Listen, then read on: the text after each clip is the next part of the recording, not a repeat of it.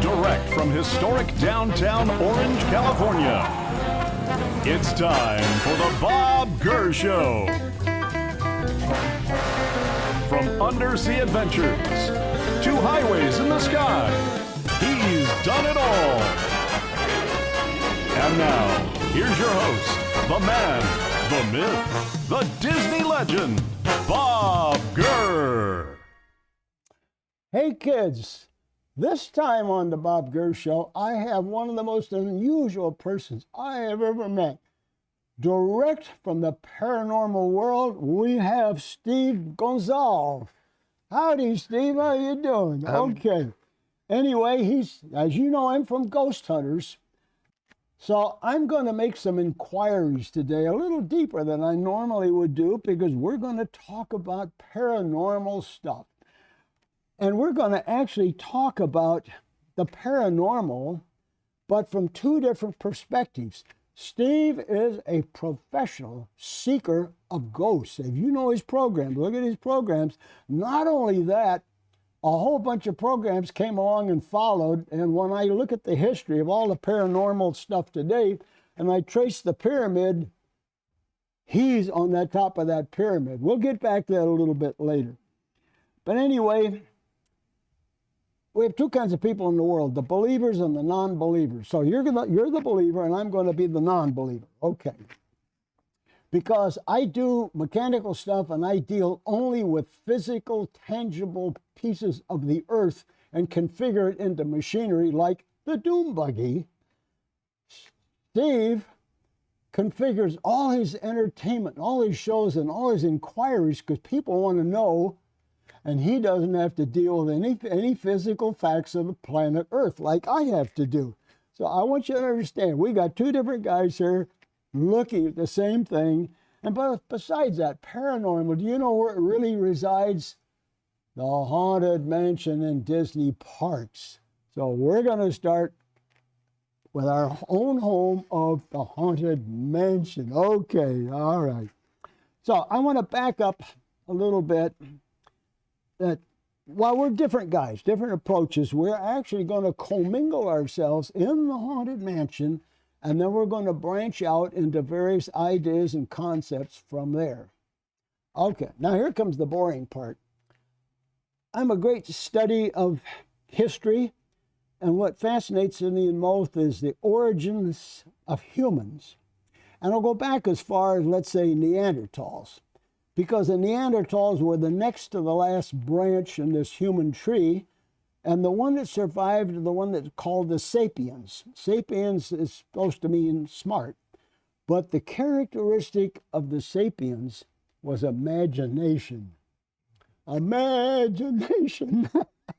It's very important. These are immutable characteristics that humans have.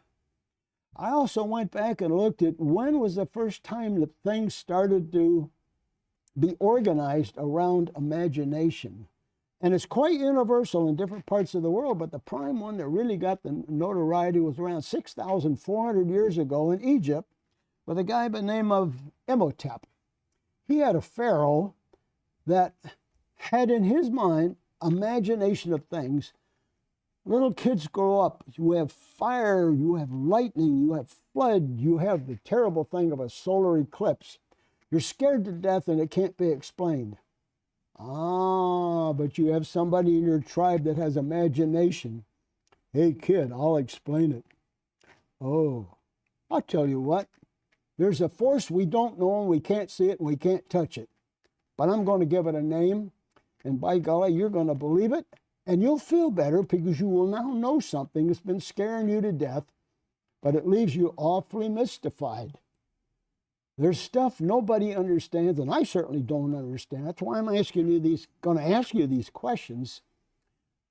Remember this imagination, how important this is, that you can have people, on one hand, they want to know, they're curious, they're still upset about something, and here comes Steve Gonsalves, says, I'll help you find it. I'm going to look for ghosts. I'm the ghost hunter. Okay? So now we're up to today. Okay. So, of those little seeds that people have, somewhere between 3 and 5 years old, I love asking people, and I had one lady in here who was also interested in paranormal and ghosts, and she says, I can't remember anything like that. And I said, well, stop and think.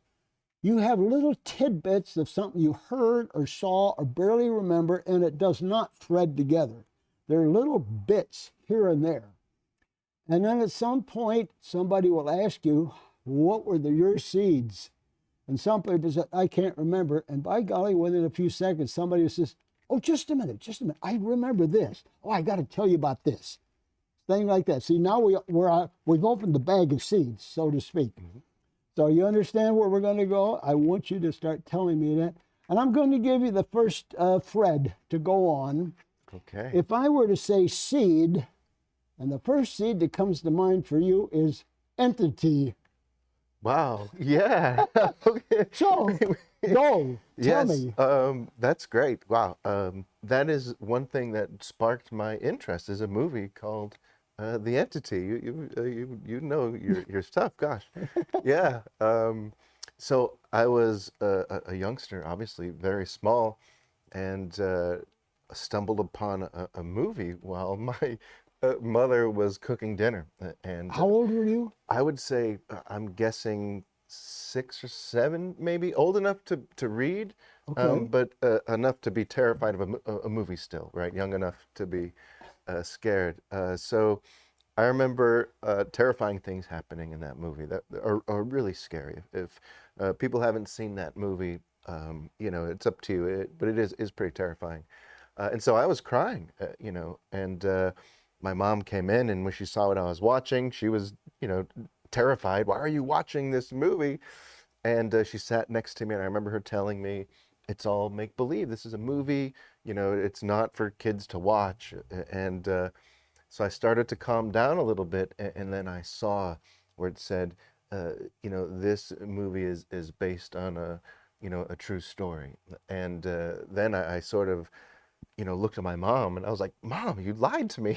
What do you, but she said, it's still just a movie. But that really started my interest in that world. At 7. See, this is why I ask you about these seeds that people have. I always find a couple of those seeds is the main thread that they followed their career to get to a point where somebody asked them about that. Mm-hmm. Have you got any other seeds that you remember that somewhere in that period at all that might have been along the same line? Yeah, actually, something happened to me. Happened to a friend of mine, and I didn't even realize it was something paranormal until after the fact. But mm-hmm. I was at a friend's house, young enough to be able to play with a light bright, which is okay. a toy, essentially. Okay. You put these pegs in, and they light up, and you can mm-hmm. make images. And I remember hearing like tink, tink, tink, this weird noise around me, and I didn't understand what was happening. And my friend started crying, and her parents came over, and her mother said, you should call your parents. Her name was Jamie. Said, Jamie is going to bed now. And I didn't know what was happening until fast forward, maybe I was 16 at the time, and she knew of my interest in the paranormal. And I remember, and she said, don't you remember what happened to me when I was younger? She's like, I lived in a haunted house, and don't you remember the light bright pegs would always fly around the house and stuff? And I was like, oh no, I didn't realize, I put it all together now.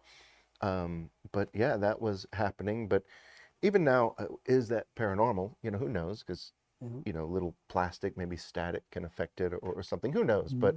But at the time, when I was 15 or 16 and put that together, I would say that's definitely something that happened to me that could have planted a seed that I didn't quite realize until after the fact. Okay. The other thing about the seeds is that's the nature, but then there's the nurture. This is the family environment first, and then pretty soon the professional environments. Those, I think, modify people. That if you're driven 100% by the seeds, that's probably not what really happened, but the nurture, that these little guardrails that come and go in your life. Do you remember any outside influences as you went along that might have affected how you think about things? Yeah, actually, I read a book by a gentleman named Lloyd Auerbach, and that really changed my perspective on things. I read that when maybe I was 10, I'd say, and it showed me that, there's a science to this if I'm going to ever take it seriously or be able to do this sort of thing. And it really laid out a bit of a blueprint for me at a young age uh, on how to take this very seriously and not just, run around and think everything is a ghost, and that really spoke to me. I said, I could do this professionally someday. How? That doesn't exist, but that really started me on the path of taking it as something a little more serious than just ghost stories. Okay, what you just said, that's a very good matchup because let's say you can have the seeds of wild enthusiasm completely baseless, and then you might see people with a little bit of wisdom and they say, hey, Steve, and give you a little bit of urgings one way or the other. So I would almost say if you were 100% a paranormalist, if there's such a word, a little bit of wisdom stirred in as a sort of your guardrails, if you might say, Sure. that all that did was focus it tighter in a more professional manner. Would you say it was something along those lines? It's exactly, yeah, Okay. exactly, for sure. Okay, well, Yeah. following let's say, the professional side of these ideas, um, tell me how you got up to around 2004, where you wound up with another group of friends that you would trust and say, wow, we have an idea and we can go on television. But what you didn't know at that moment was you were sparking thousands of people unknowingly, and then you found out. Can you tell me more about that? Yeah, that's the interest was there, and when I got a little older, my parents, were very, they didn't know if they believed in the paranormal or not, but they knew it was something I loved. So they would take me to, see Ed and Lorraine Warren, who were some, back in, and when I was starting out, some people that we looked up to as investigators, and go see them talk. And I did have a short period of time was able to work with them, which was really awesome. Got a chance to actually go to a place that was haunted with them and speak to them, and I was maybe 15 or 16, and that really kept me going. And I started my own team, and we started investigating, and then I started talking with a gentleman named Jason Hawes, who founded this team, TAPS, the Atlantic Paranormal Society, but at the time, it was called Rhode Island Paranormal. And we had some conversations and decided that we just lived too far apart to really work together. Fast forward a few years, we stayed friends, and we started actually working together. And that was actually something that really changed my life, learning from Jason and, what he sort of created. And he really started a way of investigating where you're trying to disprove things, and I Yeah. was also investigating that way. And so he said, you investigate just like I do, we should join forces. And so that's when we really started working together, me, Jason, Grant, a few of the other team members, and then fast forward maybe 6 or 7 years, we were working together on cases all the time. We got approached to do a television show. The team did. And we actually said no for a little while, a few years actually, because we didn't know how it would be a television show. Jason and Grant were plumbers. I was a police officer and a jeweler, and we just didn't know how this world would work in terms of television, But eventually we said yes, and so we got the TV show put together, and networks happened to really like it. A company called Pilgrim Films really believed in what we did and said, listen, we know that it may not ever be a ghost, because we would tell them, well, we can't just make these things happen. we could go through a whole season and we may never find a ghost, like, so they said, well, we know that, but we're going to focus on you and what you do in the investigation. And we still think an audience. And luckily we did end up finding things, but. Interesting. You just said the word disprove. Yeah. Now, this intrigues me from the standpoint. A lot of times a person will have the path they've chosen, or which is usually an emotional path, I want to do or I want to be, something like that. And they get kind of hubris blinded, following without some reality edges. But you suddenly shift from, oh, I love this, but I'm going to help disprove it. Yeah. Oh, this now, okay, let's hop ahead to, remember, I'm the disbeliever here. But can I tell you about something happened to me when about 9 years old? Please, yes. Yeah, I had my maternal side was, came up through the 1600s in America, and the the more fatherly side came from England, without too much history. But my grandmother, my English grandmother, was kind of a wild thing with flowing orange-colored gowns, and was always talking about, oh, little Robert. And she would tell me things that my other grandmother would never tell me.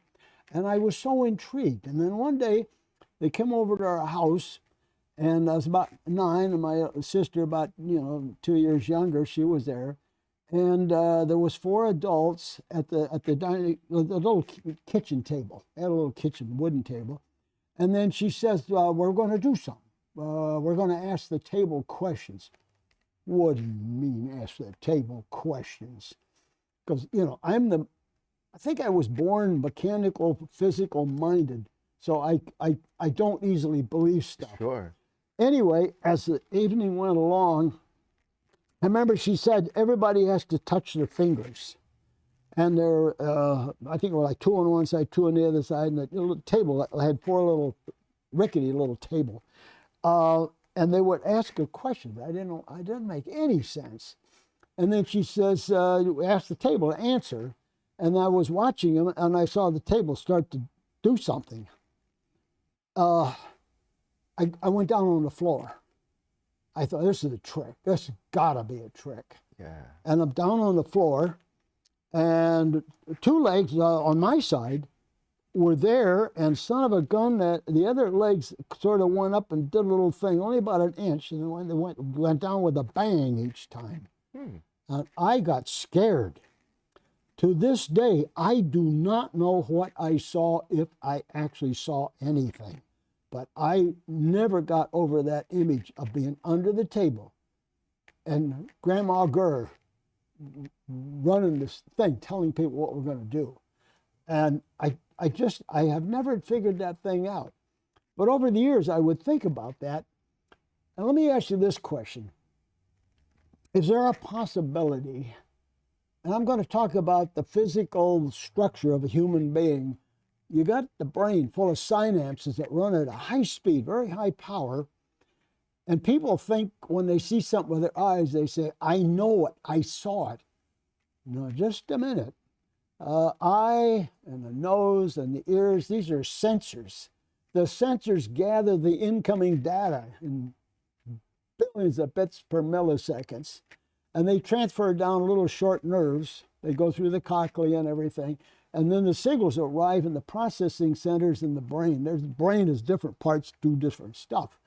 Is it possible that when your consciousness sees and hears something that was indirect, and that is a construct the synapses perform for you to combine this stuff to an image that is suddenly displayed in your consciousness? But what if it's modified slightly? Oh my God. Modified. Well, yeah.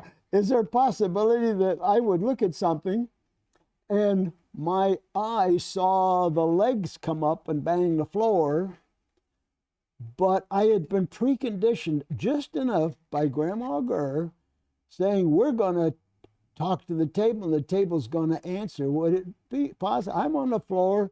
I have an expectation And somehow the expectation is that little filter that got stuck between the image from my eye to my synapses, my brain processing center, that said, oh, well, it looked like that. Well, it must be this. And the must be was my impressions of being impressed as an impressionable little kid. And it came out in my memory as, oh, yes, it was that way, but maybe it wasn't. Now, you see why I'm confused? I'm the disbeliever, but I'm in the doubtful part of the field, so to speak. Sure. Can you talk to that? Yeah, what you're saying is actually really interesting and I think very possible because there have been a lot of studies actually that show that just like you said, in heightened magnetic fields, even where high electromagnetic fields exist or high disturbances in those, that the brain can actually fire off synapses, that it can happen. Okay. Yeah, Dr. William G. Roll actually performed a lot of studies, and he called them telephonic or audiophonic sounds or visuals. And come to find out that it usually actually are things that, because your brain wants you to be comfortable. So if, say you're outside and it's a beautiful field and this is happening to you, the sounds and visuals you see may coincide with that. Maybe you're going to hear birds, maybe, you know, and it's making you feel comfortable or making the environment make sense. If you're in a haunted situation, then the sounds or the visual of that table moving or something would make sense in the environment, and perhaps that is happening. Now, on the paranormal side, what's kind of interesting is when you have that heightened energy, and that could happen, you know, you really have to start figuring out, like, is what I'm experiencing in my head, you know, or is it happening in front of me? And it actually happens more often also with people who are sleep deprived. You know, there are stories, of course, of marathon runners, and they're sleep deprived, and they'll actually see animals and people who aren't there, you know, even saying, come on, you can do it, you can finish this race, and they're not there. But these people are awake, but they're taking micro naps. And what you just said, I could see things once in a while, and it's usually after you wake up in the morning, and maybe you have expectations. In my case, it's like, oh my God, the blood's flowing. I got an extra day. Oh, I'd love to do a bunch of stuff today. And before you actually are awake, you know, where you're, oh, now I'm really got to get up. There's that little fog area, and sometimes I sort of know what's happening, but I don't know what's happening. But then just as I fully conscious, I say, what was that? Where was I? And it wasn't, but it is. And the is so strong, even though myself says, no, that couldn't have happened. That was only a couple of seconds ago, but it's momentarily, instantaneously real.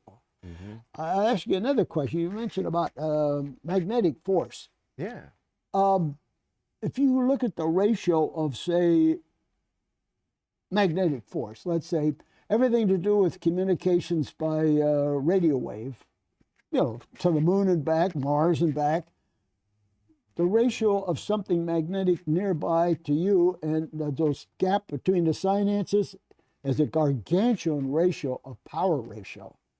Is it possible to have, and magnetism and transmission of RF frequencies are so powerful, and they might be instantaneous? Does that mean what I went back to the filter between the sense and the synapse? At that moment, a little piece of magnetism goes bang, and it drifted something. It's like saying, I have a phonograph record, and somebody banged the table, and the needle jumped. right. And then now, the next groove doesn't make sense. But you see it, and you know it, and you hear it. Is there something like that going on? Yeah, I think for sure. Like and you know, also your subconscious can trick your conscious, and people think that, you know, when they are conscious and alert and looking, that that's all, but your brain can play tricks on you and plant things, and you can see things that aren't there. You know, that's real medical science. This isn't made up sort of I mean, stuff. some of And us are not crazy. no, not crazy. Your brain, yeah, it Okay. can trick you. But I think that's also why, you know, as investigators, we value the evidence a lot. Okay, You know, all right. because now if I am seeing something, or we are seeing something, you know, we are able to sort of know that it's tangible and in the environment. If you can capture it on, you know, video or an audio, and like you said, if it's traveling through frequencies, perhaps some of our digital gear can, you know, pick up on that. So we try to back it up with evidence to really mitigate the possibility that you know, that we are seeing it, and not because we're crazy. You know, it can be in our heads, and it's not delusion. We really think it's there. That is possible. You know, so yeah, you're really onto I'll something. bounce another phrase off of you. Have you heard the expression anticipation bias or expectation bias? Yes. Okay, this is, there more needs to be understood about it because sometimes an occurrence will occur. I'll use an airline, for example. A pilot is expecting to take off in an airline, and there's strict communications between the controller and the pilot in command of the aircraft. He is expecting to take off. He might hear a misword or might misconstrue a word that implied takeoff, but he wasn't supposed to. Now has caused a hazard, sometimes an accident. And in the pilot world, they talk about anticipation bias, expectation bias, mission completion bias. Is it possible that sometimes the brain can be anticipatorily wired in such a manner that if there's the slightest interruption of that incoming sensor through an earphone from somebody talking to them, that the action that the brain says to do is a wrong action? Yeah, these are deep questions. Yeah, that's why I'm asking. I figured you would know. I think that is certainly possible. You know, I think that people can, you know, self-manifest things. Not like I want this to be, you know, I'm not going to self-manifest something, you know, but they want it to be haunted so bad that they are biased, and they want it to be so everything becomes a ghost, you know, and we'll actually see, and have, you know, we have case study where we'll see patterns where, you know, they may have something legitimate happening in their house, but they will attribute everything else to ghosts as well. You know, so maybe they have one thing that's actually happening, but everything else becomes a ghost because they're biased to think that their place is already haunted. You know, as an investigator, we try to implement safeguards for ourselves, you know, like 2 is a coincidence, 3 is a pattern. We try to, you know, of course, make sure we have some evidence to back it up.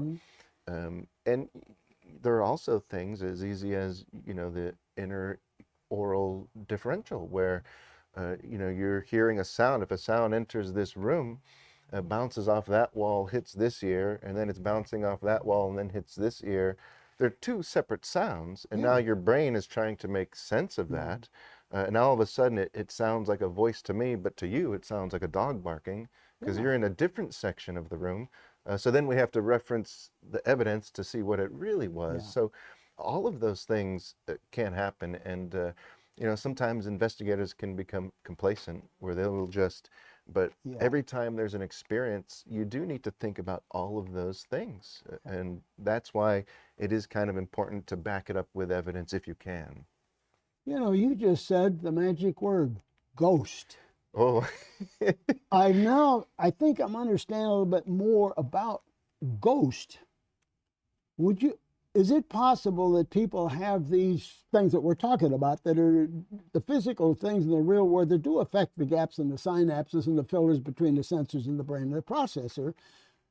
A person who experiences this enough thousands of years ago would assign an outside force to that. and they make up the word that today is known as ghost. The ghost did it. It's like saying, I don't get it, but I'll step outside of myself and say, oh, there was a force over here. What, it's a concept of, it had to be a thing. Oh, I have the imagination. I can say the word ghost and assign it a piece of power because it's not my fault. I'm going to blame the ghost for that. And then it goes on and on and on, and then pretty soon we have paranormalism and all these things going on. Is that possible that that path might have existed? Yeah. Oh, yeah. Oh, okay. Well, even in the beginning of our conversation, you mentioned how, the Neanderthal days, how, they didn't understand things. And even, going further when people were trying to figure out the cosmos, they did assign, spiritual, excuse me, they did assign, maybe paranormal forces to those things. Yes, that goes back to what I started to say. Right. Yeah. And over time, it becomes what we think of now as ghosts and that sort of thing. It's a more an officialized, recognizable thing now. But yeah. Going back, maybe 1 million years in the first part of those sapient humans, they really didn't know what to do. But the Neanderthal, just before them, and plus a lot of creatures on the planet, they don't have the imagination, but they're great observers. Like a Neanderthal might have looked and said, lightning, scary, well, let's do something else. Where a sapien would say, lightning, oh, God, that scares me. No, Daddy, tell me this is okay. Because they have imagination. Yeah. And then the father and the child might suddenly assign and make their own excuses for something that they cannot explain. Sure. And then it evolves in the ghost made me do it. Yep. And then all of a sudden it's like, in popular parlance, I can see why people are automatically driven to anything that's ghost. Oh, I'm catching on. I designed a thing called a doom buggy. And people ride this in order to see ghosts. Yeah. Oh my God. I'm one of them. I didn't realize I was getting drawn in this deep, yeah.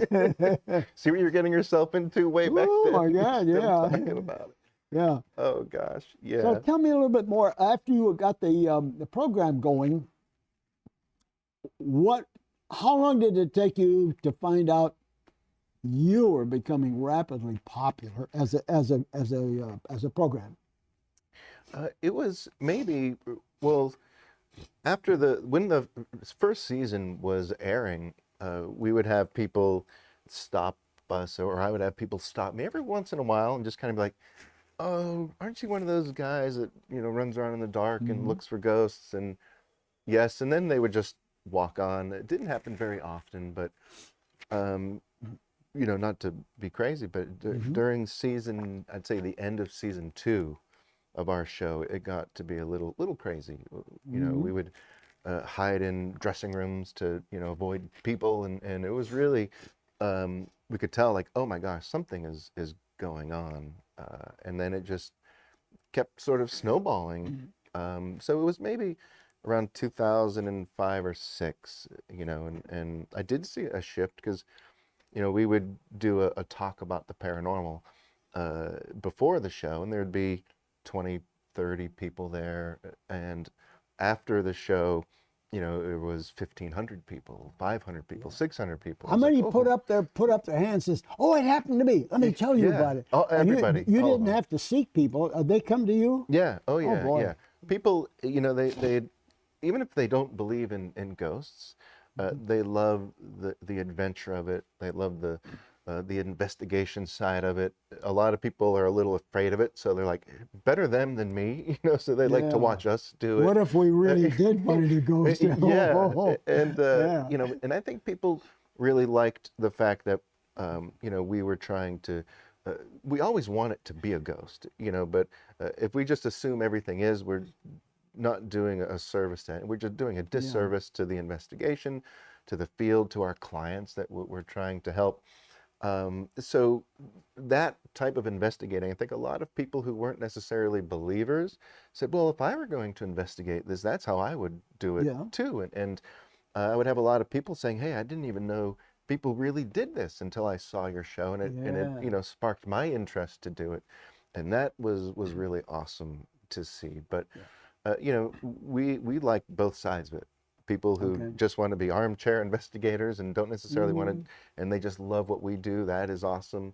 But also the investigators who watch what we do. It's really flattering and cool to see also. Yeah, I think a lot of people in this kind of a subject, I think they would be comfortable tiptoeing across the diving board of solid earth reality and see if they can get out to the end of that diving board close enough to sample, let's say the paranormal world might really be real, and they have to kind of get themselves mentally acclimated to inquiring a little further. But I think the way your group is doing this, we're using scientific things, photographic things, magnetic measurement things, these kind of things. So out near the end of this little diving board, so to speak, it gets a little spooky. You're reassured that you're using science to do that. Is that important? Yeah, definitely.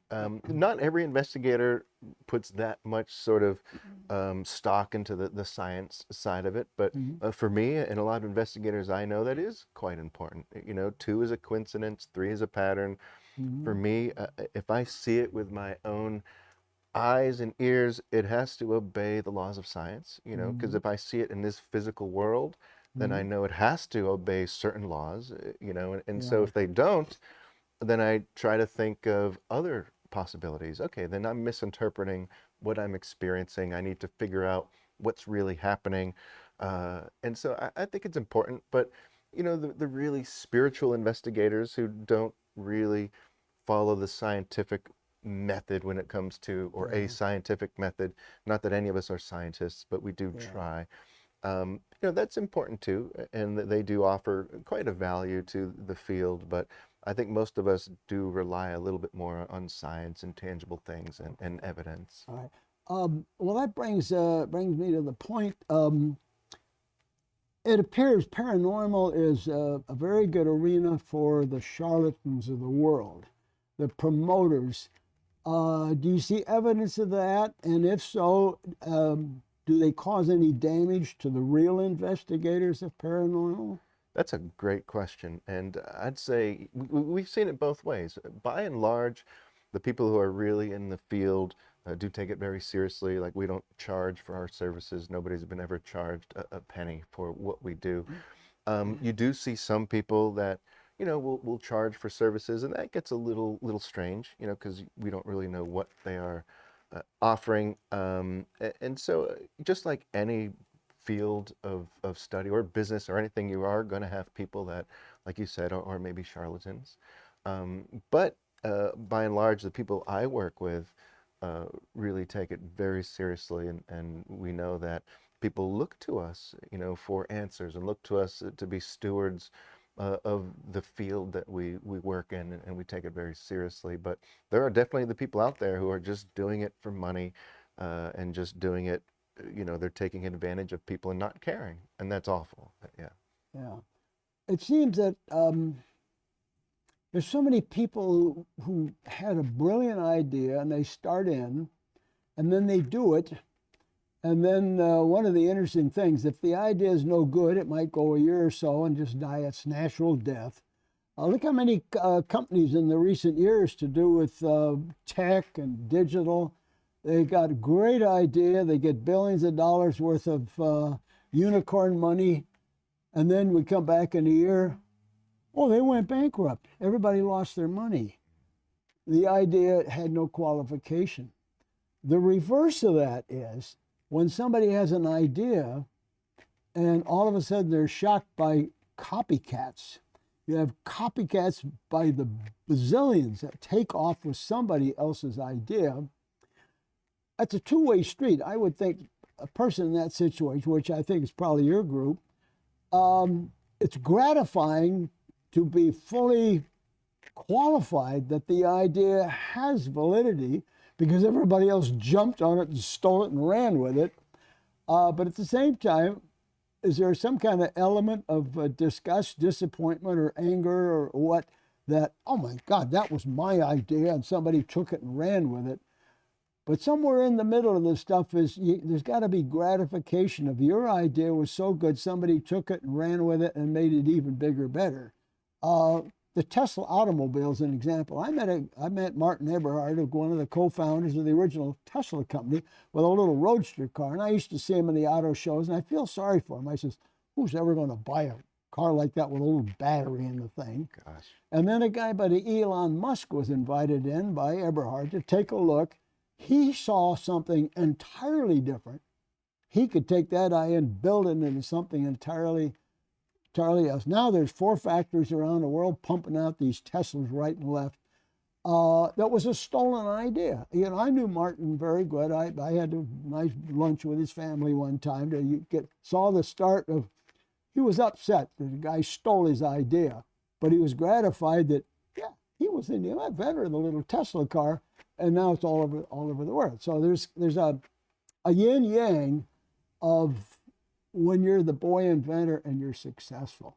You're in that category. How do you feel about that?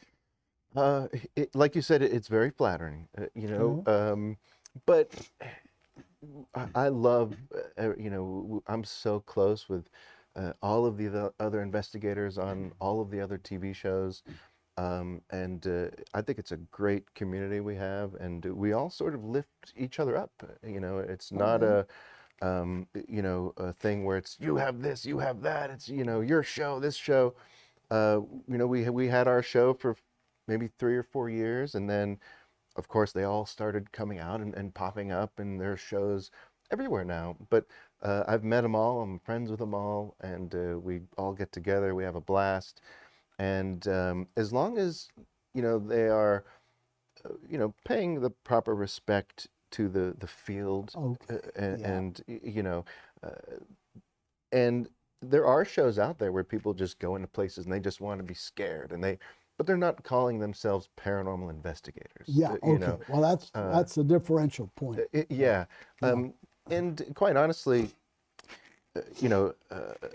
I think if it was just our show and we just kept going, maybe it wouldn't have lasted 20 years now. You know, the fact that there's so much interest and all of these other shows have been able to really build a whole, you know, really huge audience for what we do. Maybe it wouldn't have been that way, you know, otherwise. I don't know. But I feel very fortunate to be, you know, one of the first in, you know, the television world of paranormal investigating. But I'm happy there are others. Yeah, it's really cool. Can I share my opinion of you? Could I call you the paranormal godfather of our times? Oh gosh, well, you're very nice. Oh, you're blushing. I got you to blush. We have a few of the godfathers, but no. You're very right. Excuse me. You're very nice. Maybe I'm just being too political with like that. But no, thank you. Oh, gosh, I am blushing. Okay, tell me about this, folks and kids. If you haven't bought this book, please go and buy this book. I haven't read it, but there's got to be something in here that I'm going to have to gradually get used to reading about these things in a little bit more depth after talking to Godfather Steve here. Tell me how this book came about. Oh, well, thank you even for bringing it up. I've actually been working on it for years, quite honestly. Yeah, I had thought about putting out a book over some time, but didn't quite, you know, didn't want to put out a book of haunted places or just I really wanted to be able to go really deep into things, but I thought it was really important to put something out in that showed that, you know, we do respect what we're doing. We pay respect to the people who came before us.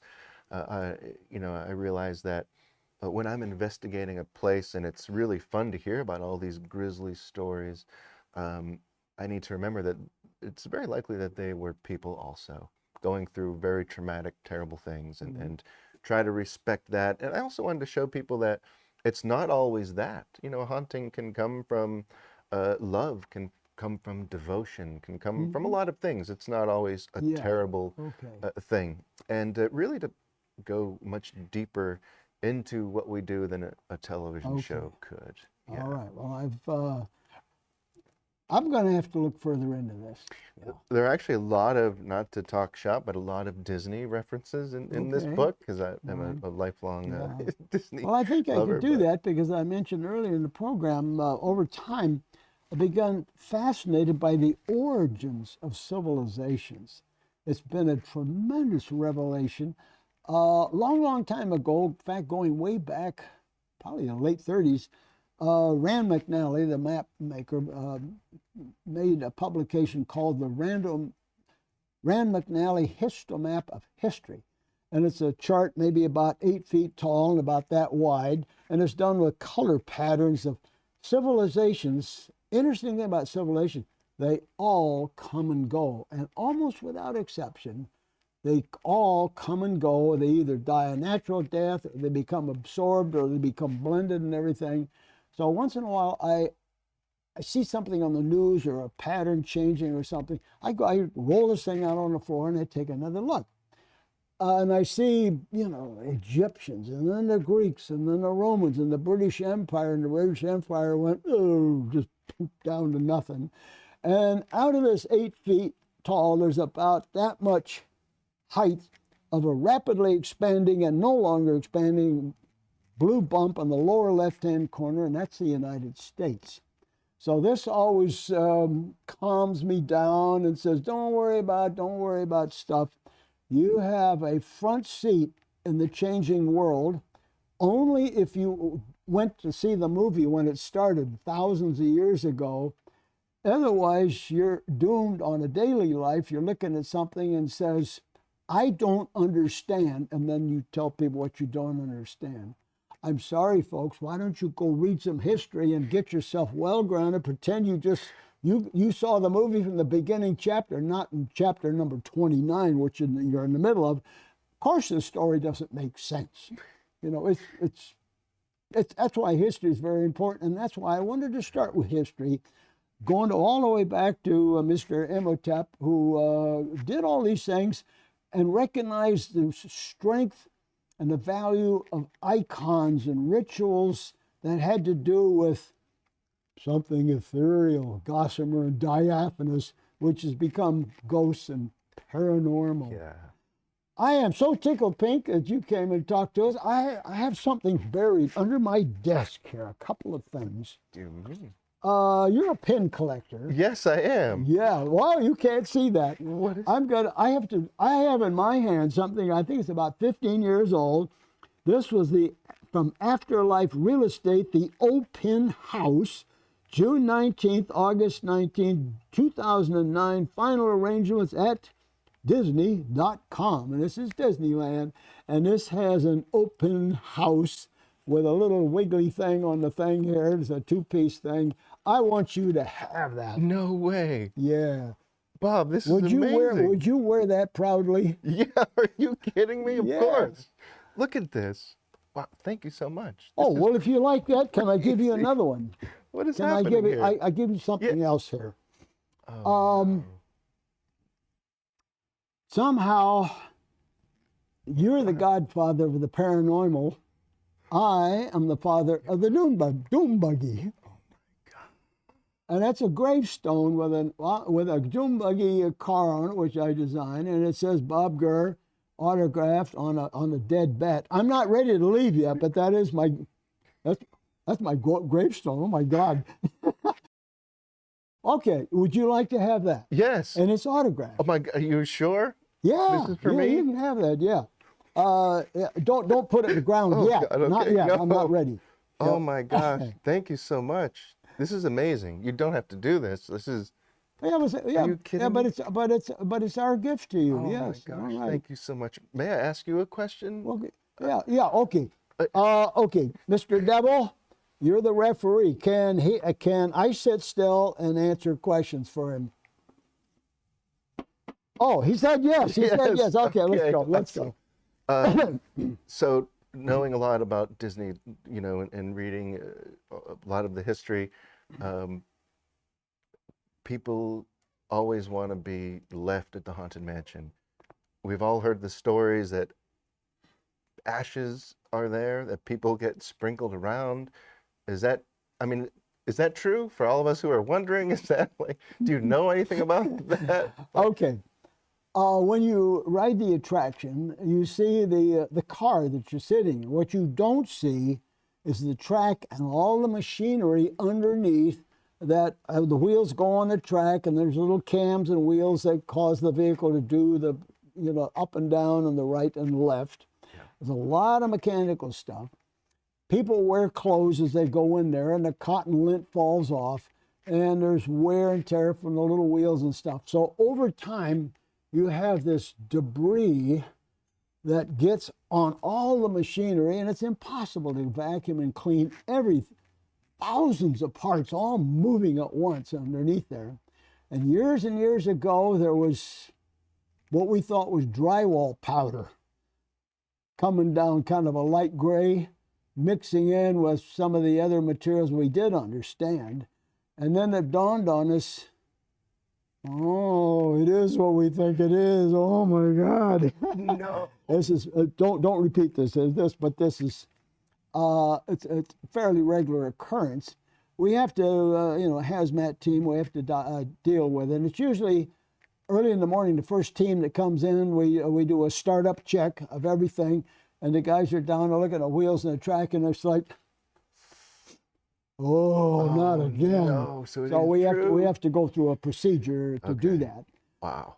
But on one hand, you can't do anything about it in a way, because how are you going to have people come in with a plastic bag full of drywall powder? How are we going to go through our security check for guns and weapons and stuff, and it won't detect drywall powder in your pocket? Yeah. All right, so that's another reality about it. Wow. The other thing is, back to the paranormal, enthusiasm and interest. Yeah. People are so interested in the paranormal and the ghosts, as you've already proven on your show, that this is, again, a normal characteristic of humans to somehow recognize the unknown or the paranormal or the ghost. My dad was so unusual, they'll say to themselves, why can't he be a good ghost? Oh, do I know the place?